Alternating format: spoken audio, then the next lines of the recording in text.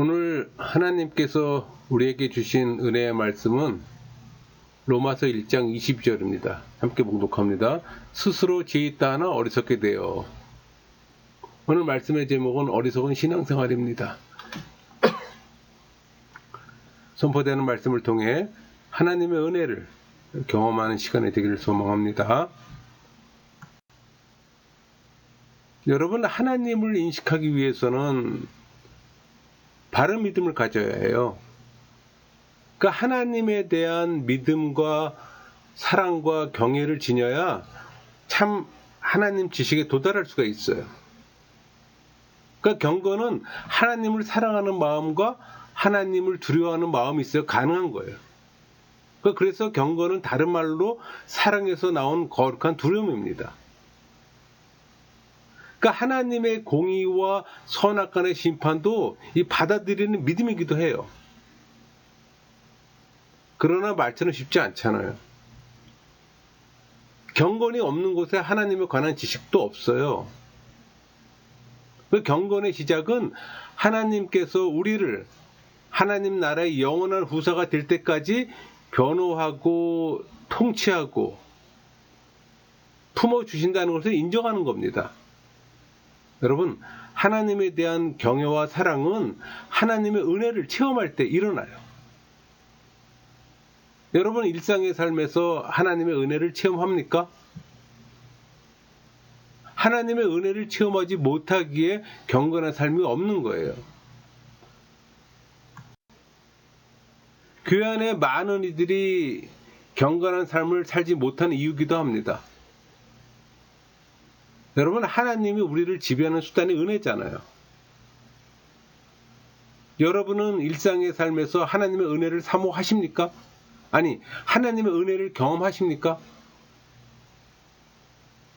그러니까 일상의 삶에서 스스로 하나님의 은혜를 경험해야 신앙인이에요. 중생한 사람이라는 겁니다. 그러니까 경건한 신앙인은 창조주 하나님을 주님과 아버지로 인정하기 때문에 매사에 있어서 하나님의 권위를 높여요. 그리고 그의 위엄 앞에 또 경외를 느끼며 그의 영광을 드러내기 위해 또 힘쓰고 또 그의 계명을 지키는 일은 합당하고 옳아요. 여러분, 경건은 택함받은 신앙인이 그리스도와 연합해 그분과 교제하며 교통하고 합당한 예배하는 삶을 사는 걸 말하는 겁니다. 그러니까 진정한 그리스도인의 기준은 지식이 아니라 경건한 삶이에요. 경건은 사랑에서 나온 두려움이라고 그랬잖아요. 그러니까 참다운 신앙생활과 이 헌신의 뿌리는 머리의 지식이 아니라 경건에 있어요. 경건이 없다면 신앙생활을 잘못하고 있는 겁니다. 점검해 보세요. 개인적 경건의 삶이 없다면 진정 하나님을 안다고 말할 수가 없습니다. 그래서 참 경건은 참 지식이기도 해요. 그러니까 우리가 하나님을 경외하지 않고는 하나님을 이해할 수가 없어요. 하지만 하나님을 하나님 밖에서 찾아서는 안 된다는 것을 인식하지 않으면 하나님을 경외와 찬양의 대상으로 주장하는 것은 충분하지 않습니다. 그러니까 경건한 자는 나와 관계된 하나님은 어떤 분인가, 또 우리를 향하시는 하나님의 뜻은 무엇인가에 관심을 늘 갖습니다. 또 계명에 순종하는 것을 당연하게 생각해요. 그래서 계명에 순종하는 게 어렵지 않아요. 그러니까 참된 신앙은 하나님을 아는 지식과 경건이잖아요.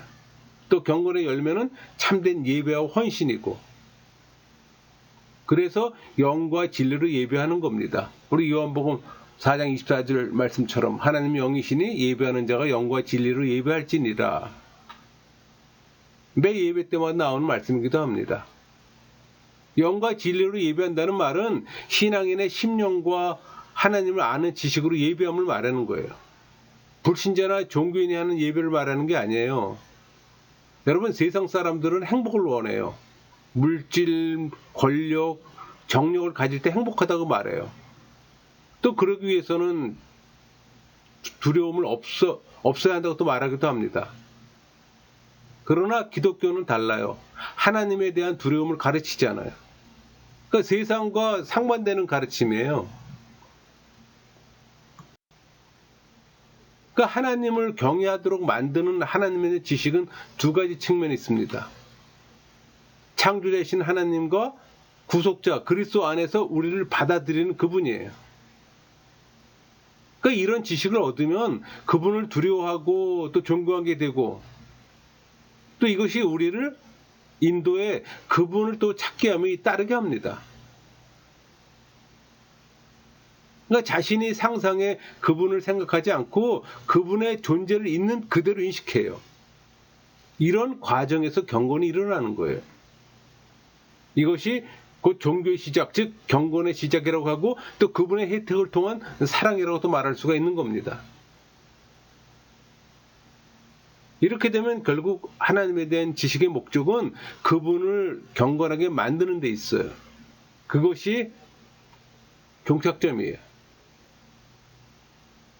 그러니까 하나님의 완전하심을 인식해야 종교에서 일어나는 경건을 배울 수가 있는 겁니다. 여러분, 인간의 지성 속에는 하나님에 대한 직관이 있어요. 그건 불신자도 마찬가지입니다. 그러니까 하나님은 인간 영혼에 하나님을 알만한 지식, 즉 종교 씨앗, 양심을 부여했어요. 그러니까 타락한 인류에게도 하나님 형상에 대한 불신이 여전히 남아 있어요. 하나님이 세상을 창조하고 인간을 창조할 때 하나님의 형상들을 창조했잖아요. 그러나 성령의 기름이 없으면 이 불신은 타오르지 못합니다. 그러니까 중생하지 못하면 이렇게 남은 불씨조차 물을 부어 꺼트리는 삶을 살고 결국에는 멸망에 이르는 거예요. 그러므로 어떤 누구도 이를 핑계지 못합니다. 로마서 1장 18절에서 20절까지 말씀처럼 하나님의 진노가 불의로 진리를 막는 사람들의 모든 경건하지 않음과 불의에 대하여 하늘로부터 나타나나니 이는 하나님을 알만한 것이 그들 속에 보임이라. 하나님께서 이를 그들에게 보이셨느니라. 장세로부터 그의 보이지 아니하는 것들 곧 그의 영원하신 능력과 신성이 그가 만드신 만물에 분명히 보여 알려졌나니 그러므로 그들이 핑계하지 못할지니라. 그러나 특별한 은혜로 성령 세례 받고 또 성령의 지배를 받는 사람은 기름 부음이 이런 불씨가 활활 타오르게 하고 마지막에는 하나님을 마주보는 또 영화로운 자리에 나아갑니다. 여러분, 인간은 자연적 본능을 갖고 있잖아요. 이 자연적 본능은 하나님에 대한 직관, 즉 종교의 씨앗을 말하는 겁니다. 그러니까 인간 창조 때부터 인간 영혼에는 하나님을 아는 지식이 이미 심겨져 있어요. 왜? 인간은 하나님의 피조물이잖아요. 그건 당연한 거잖아요. 사람은 태어나면서부터 그 마음속에 종교심과 양심을 갖고 태어납니다. 그러니까 하나님을 아는 지각과 선악을 구별하는 이 분별력을 갖고 있다는 말이에요. 여러분, 세상은 우상으로 가득하고 또 우상 숭배는 하나님에 대한 이 관념이 모든 사람의 마음속에 이미 심겨져 있다는 겁니다. 그러니까 하나님을 아는 의식이 마음에 새겨져 있는 그 무언의 고백이에요. 그러니까 사람들 마음속에 종교의 씨앗이 심겨져 있어요. 종교를 만들거나 논하는 것은 어렴풋하게나마 하나님에 대해 알고 있다는 증거예요.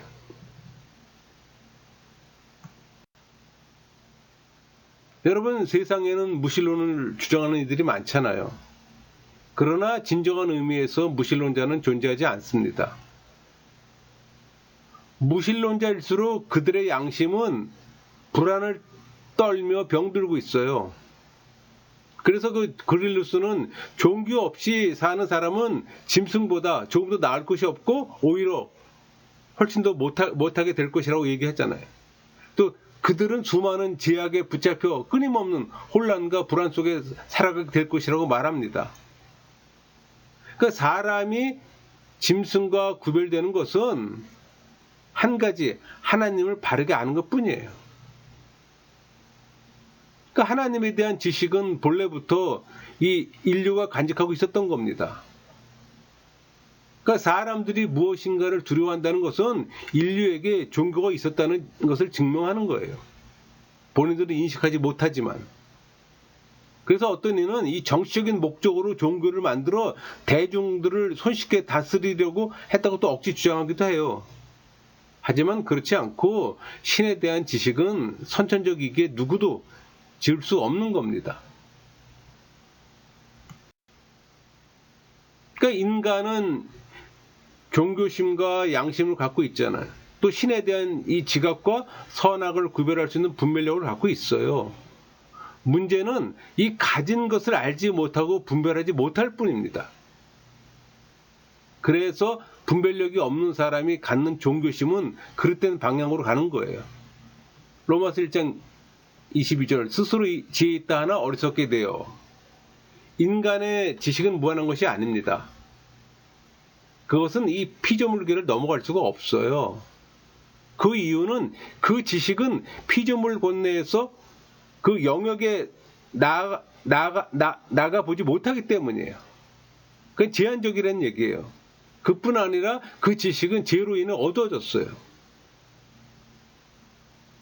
그러므로 스스로 참 하나님을 알 수가 없습니다. 그것이 스스로 종교적 지혜를 낸다면 거짓 종교, 즉 인본주의 종교를 제조할 뿐이에요. 예를 들어서 누가 셋을 가리켜 다섯이라고 주장하고 일곱을 가리켜 아홉이라고 한다면 그 사람은 어리석은 사람이죠. 이와 같이 피조물을 가리켜 창조자요, 심판자요, 또 구원자라고 주장하는 자는 무한히 어리석은 자입니다. 피조물은 피조물일 뿐이에요. 창조주하고는 분명히 구별됐잖아요. 로마서 1장 22절 스스로 지혜 있다 하나 어리석게 되어. 그러니까 사도 바울은 인간의 사악함에 대해 설득력 있게 말합니다. 부패한 종교의 씨앗이 맺는 열매는 악한 열매예요. 그중 하나가 미신이잖아요. 여러분, 미신은 하나님에 대한 호기심과 공허한 사색의 부산물입니다. 여러분, 미신에 빠지는 사람들을 보면 아주 단순해요. 그들이 하나님에 대한 호기심이 공허한 사색으로 빠지는 결과입니다. 마음속에 있는 이 하나님에 대한 지식이 부패했기 때문에 선한 열매를 맺지 못하고 미신이라는 열매를 맺는 거예요. 여러분, 인간은 끊임없이 우상을 만들어내는 공장과 같습니다. 불신자에게는 이 하나님의 현존이 완전히 결핍한 상태이기에 그럴 수밖에 없어요. 로마서 1장 21절 22절 볼까요? 하나님을 알되 하나님을 영화롭게도 아니하며 감사하지도 아니하고 오히려 그 생각이 허망하여지며 미련한 마음이 어두워졌나니 스스로 지혜 있다 하나 어리석게 되어. 그러니까 사도 바울은 하나님께서 모든 사람들의 마음속에 그 자신에 대한 지식을 넣어주셨다고 지금 분명하게 선언합니다. 그러니까 신앙인은 하나님을 아는 지식을 가졌다고 말할 수 있어요. 그것은 인간이 하나님 없이 살 수 없는 의식이기도 합니다. 그러나 하나님을 바로 알고 찾는 자가 드물잖아요. 그들은 참 하나님 아닌 자, 곧 피조물을 하나님으로 잘못 알고 섬기거나 또는 하나님을 욕되게 하는 일이 결국은 영화롭게 함이 아니라는 사실을 알지를 못해요. 이것은 마치 기몽어리요 소경된 어린아이가 친아버지를 바로 알지 못하고 어떤 나쁜 사람을 가리켜 자기 아버지라고 할 때 그 아버지에게 욕이 됨과 똑같은 겁니다. 그러니까 그들의 어떤 불의가 이러한 것들이 이게 어떤 참 지식의 씨는 그것이 자라서 성숙하기도 전에 그 사악함으로 말미암아 질식되어 버리는 거예요. 여러분, 종교의 씨앗이 부패한 이유는 죄 때문입니다. 아담의 원죄로 말미암은 죄성이 죄성 죄의 경향성이라고 얘기도 합니다. 인간을 악하게 만들었어요. 죄가 마음에 교만과 허영, 어리석음, 게으름, 호기심 이런 것들을 집어넣어서 이 종교의 씨앗을 부패하게 만들었어요. 그래서 죄 때문에 인간 영혼이 각종 미신들의 운동장이 되는 겁니다. 사람이 죄인인 것을 깨닫고 그 죄 문제를 해결받기 전에는 그 누구도 미신에서 벗어날 수가 없는 거예요. 그래서 성령 세례 받지 못하면은 결국 미신 속에 살 수밖에 없다는 얘기예요. 또 하나는 외면입니다. 마음에 심겨진 하나님에 대한 지식을 애써 잊으려고 해요. 그러니까 어리석은 자들이 그 마음에 하나님이 없다고 생각하잖아요. 거부하고. 우리 시편 14편 1절 어리석은 자는 그의 마음에 이르기를 하나님이 없다 하는도다. 그들은 부패하고 그 행실이 가증하니 선을 행하는 자가 없도다. 악인은 하나님의 존재뿐만 아니라 그분의 섭리와 심판까지도 부인합니다. 또 이는 악인들이 인간 중심적 사고로 꽉 차져 있음을 가리키는 거예요. 여러분, 어리석은 자는 악인이에요. 하나님의 관점에서는. 이 말은 하나님을 두려워하지 않는 사람들을 말하는 겁니다. 어떤 이는 하나님의 존재는 인정하나 하나님의 섭리나 심판을 인정하지 않잖아요. 그 말은 하나님을 부인하는 것과 동일해요. 그 이유는 이 양심의 가책 없이 쾌락을 추구하며 살려는 그 악한 생각 때문입니다. 양심의 가책 없이 마음껏 쾌락을 추구하며 살려는 악한 생각 때문이에요. 그런 사람 우리 주변에 많잖아요. 여러분, 종교의 씨앗이 부패해서 맺는 또 하나의 열매는 망상이잖아요. 하나님을 아는 이 바른 지식을 떠난 사람이 종교적으로 열심을 부리면 그건 망상입니다. 그러니까 망상에 사로잡힌 사람들은 하나님을 버리고 자기가 만들어낸 신을 예배하고 찬양해요. 그들은 종교에 대한 열심만 있으면 그것이 아무리 터무니없는 것이라 해도 충분하다고 생각하는 거예요. 그러니까 진실치 못한 의식으로 하나님께 예배 드리는 자들은 자신의 어떤 망상을 예배하며 찬양합니다. 그러니까 하나님에 대해 애매모호한 견해를 가진다는 것은 곧 하나님에 대한 무지를 의미하잖아요. 우리 갈라디아 4장 8절 그러나 너희가 그때에는 하나님을 알지 못하여 본질상 하나님이 아닌 자들에게 종로를 하였더니, 그러니까 하나님의 자리에 다른 것을 놓으면 우상 숭배를 하는 겁니다. 그러나 본인은 알지 못하는 것이 문제예요. 하나님이 아닌 것을 섬기는 것을 우상 숭배라고 합니다. 여러분, 하나님께서는 우상 숭배와 우상 경배를 금지하셨잖아요. 그럼에도 불구하고 하나님을 떠난 인간은 본성적으로 우상의 노예가 되기 마련이에요. 우리 에베소 2장 12절 그때 너희는 그리스도 밖에 있었고 이스라엘 나라 밖의 사람이라 약속의 언약들에 대하여는 외인이요 세상에서 소망이 없고 하나님도 없는 자이더니. 그리스도 밖에 있었고, 그러니까 그리스도인이 되지 못했다는 의미가 아니에요. 에베소 교인들이 이스라엘로부터 분리되었다는 의미입니다. 여러분, 그리스도는 이스라엘의 메시아를 의미합니다. 여기서 하나님도 없는 헬라어로 아데오이입니다. 이 말은 이방인들이 하나님으로부터 버림받았다는 의미가 아니라 참 하나님을 알지 못했다는 의미예요. 여러분도 에베소 교인들처럼 교회 다니면서 그리스도 밖에 있으면 어떡하죠? 하나님을 안다 하면서 하나님을 알지 못했다면 그럼 어떡하죠? 자기가 만든 우상을 열심히 섬기는 자들에게는 남는 것은 저주밖에 없어요. 또 종교 씨앗이 부패해서 맺은 또 하나의 열매는 위선이잖아요.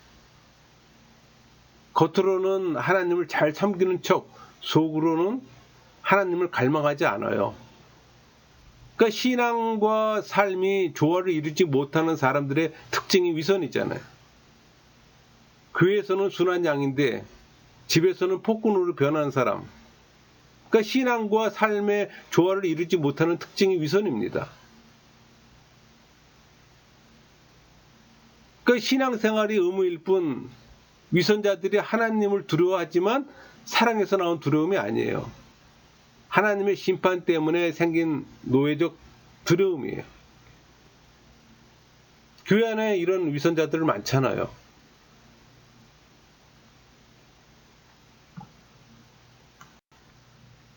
여러분, 교회 생활하는 많은 사람들이 말씀을 배우지 않는 이유가 있어요. 중생의 경험이 없기 때문입니다. 그 말은 또 강의나 설교에서 중생의 가르침이 없다는 이유도 해요. 목회자의 책임이기도 합니다.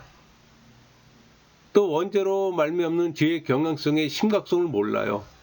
여러분, 회심하지 않으면 죄에 대한 인식이 없어요.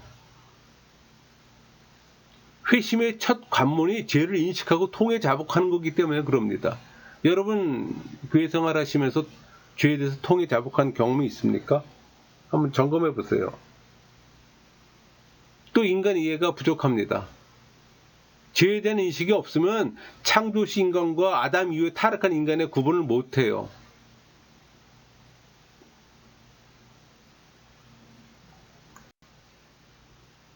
하나님에 대한 지식을 무지와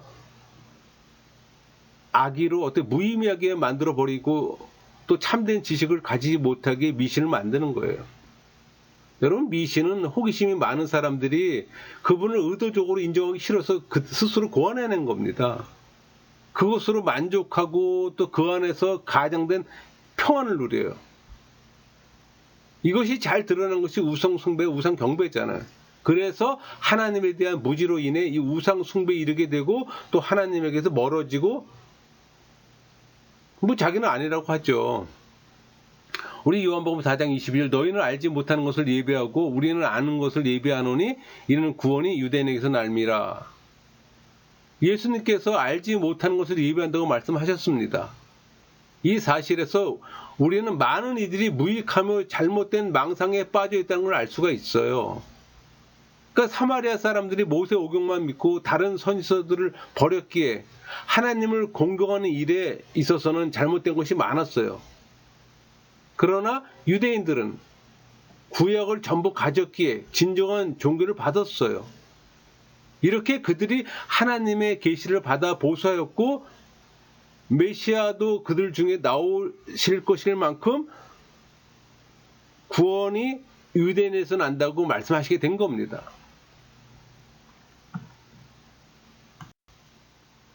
여러분, 인간은 하나님에 대한 지식, 즉 존재를 인식하게 되는데 그것은 그분의 부성애를 맛보는 겁니다.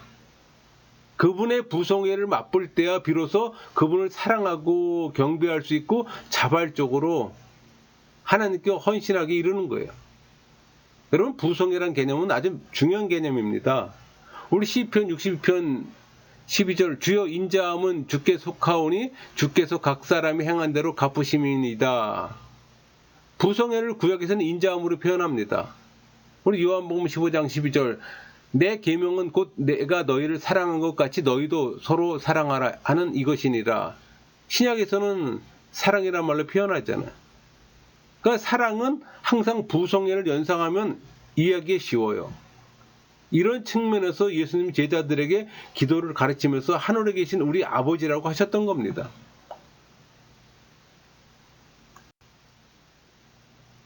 여러분, 인간의 최고 행복은 하나님에 대한 참된 알매 있어요. 그래서 하나님께서는 인간의 지성 속에 이 종교의 씨앗을 뿌리시는 겁니다. 그뿐 아니라 인간을 통해, 이 자연을 통해 창조하신 작품인 우주 만물을 통해 하나님을 나타내 보이셨어요.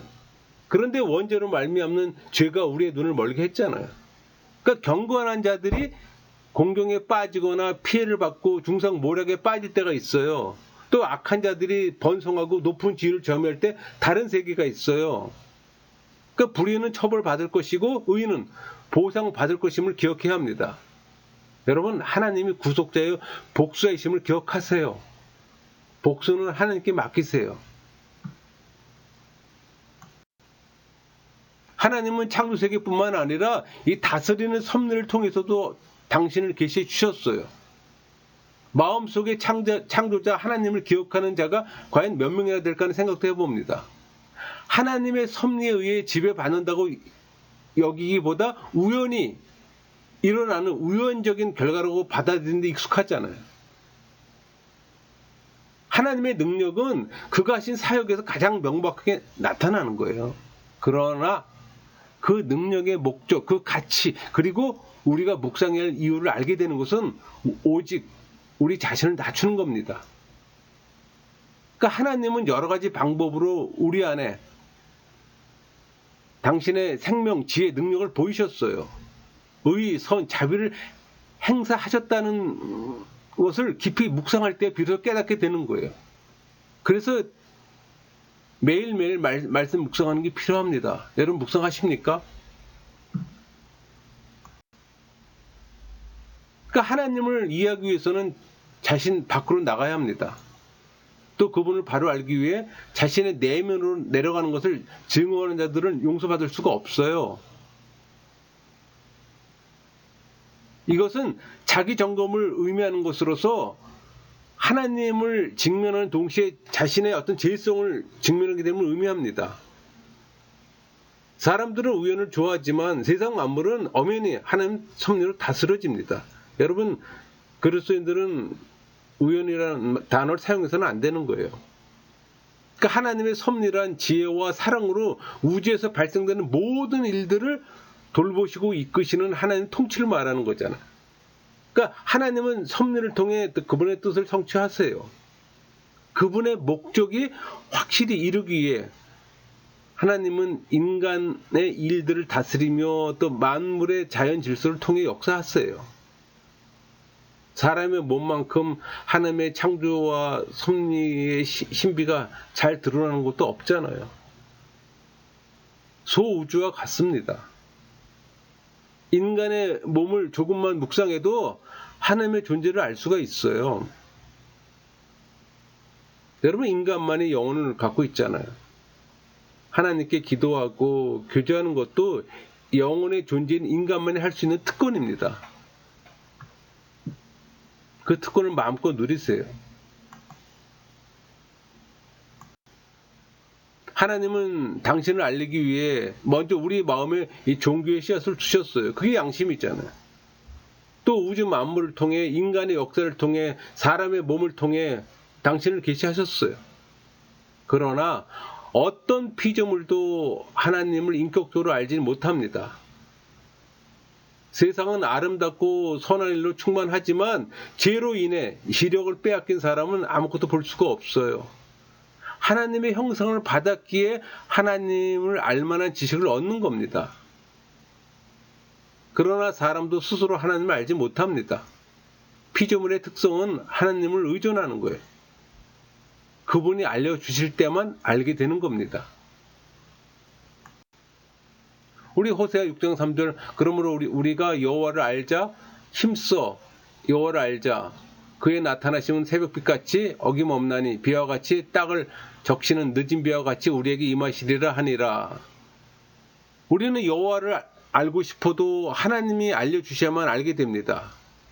문제는 하나님을 놔두고 인간이 만들어낸 어떤 우상들이 서로 자기가 하나님이라고 싸우는 형국이에요.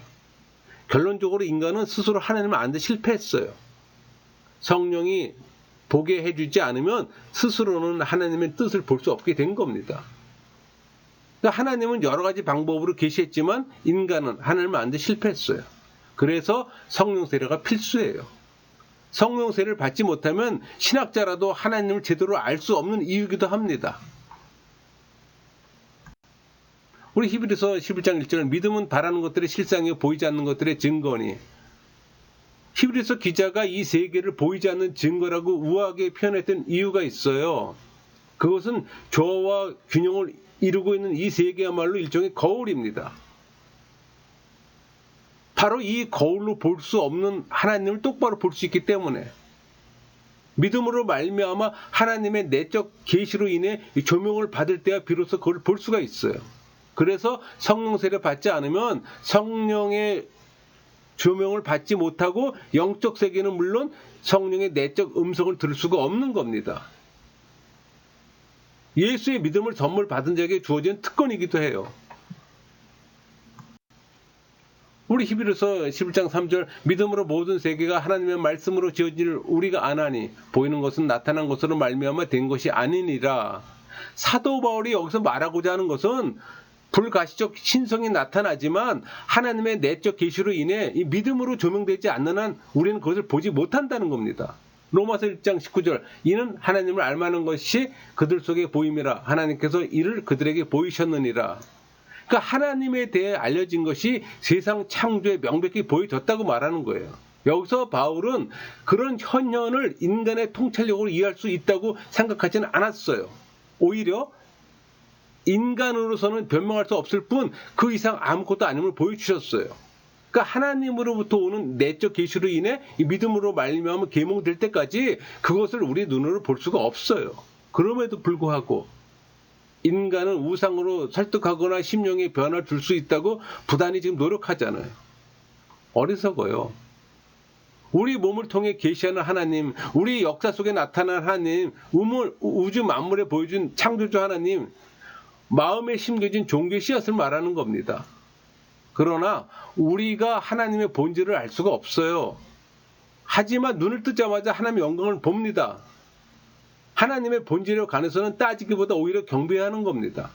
하나님의 존재에 관한 이 어리석은 사색을 일삼지 않고 그분이 하신 일을 바라보고 찬송하는 게 현명한 거예요. 여러분, 성경과는 분리된 하나님에 대한 인간이 가진 지식을 내적 계시와 외적 계시를 구분하잖아요. 내적 계시란 신성에 대한 인식과 종교 씨앗을 말하는 겁니다. 그러니까 하나님에 대한 내적 계시는 본능적이고 근절되지 않은 채 내재되어 있어요. 하지만 이런 지식은 비효과적이에요. 악한 열매를 맺을 뿐입니다. 다시 말하면 세상 종교들을 본질적으로 들여다보면 미신과 외식으로 가득 차 있다는 얘기예요.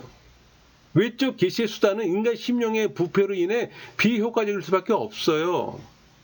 이것은 성경의 필요성을 말하기 위함입니다. 우리 사도행전 17장 27절 이는 사람으로 혹 하나님을 더듬어 찾아 발견하게 하려 하심이로되 그는 우리 각 사람에게서 멀리 계시지 아니하도다.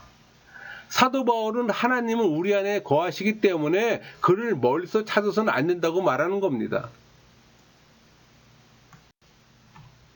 정리할게요. 그러니까 하나님에 대한 지식은 우주에 분명히 드러나 있습니다. 심지어 작은 우주를 할 수 있는 인간의 몸을 보더라도 그분에 대한 지식을 이해할 수가 있어요. 그분에 대한 지식은 그분을 경배하고 영생의 소망으로 고무시키는 겁니다. 그러니까 많은 사람들이 어리석은 신앙생활을 해요. 사람들은 하나님의 지식을 자신의 어떤 우매한 오만으로 알려고도 하지 않냐고 인정치도 않아요. 자신들 위해 해석하고 또 자신들 위한 우상을 만들어 그것으로 만족하잖아요. 명백히 드러난 하나님에 대한 지식을 인간이 의도적으로 부인합니다. 그 이유는 하나님을 단순히 놀라운 분으로만 인정할 뿐 만물의 창조자로 인정하지 않는다는 거예요. 그 말은 그분을 섭리주 하나님으로 인정하지 않으려는 죄성 때문이에요. 악함의 극치인데 그 악함을 알지 못하잖아요. 그것을 인지할 수 있는 방법은 거듭남의 역사뿐입니다. 중생하는 것뿐이 없어요. 중생하지 않고서는 알 수 없는 신비의 세계입니다. 거듭남도 하나님의 선물이잖아요. 그 선물을 받은 신앙인은 감사함으로 주님을 경배하고 또 받지 못한 분은 그 말씀을 통해 경험하기를 소망합니다. 말씀을 마치겠습니다.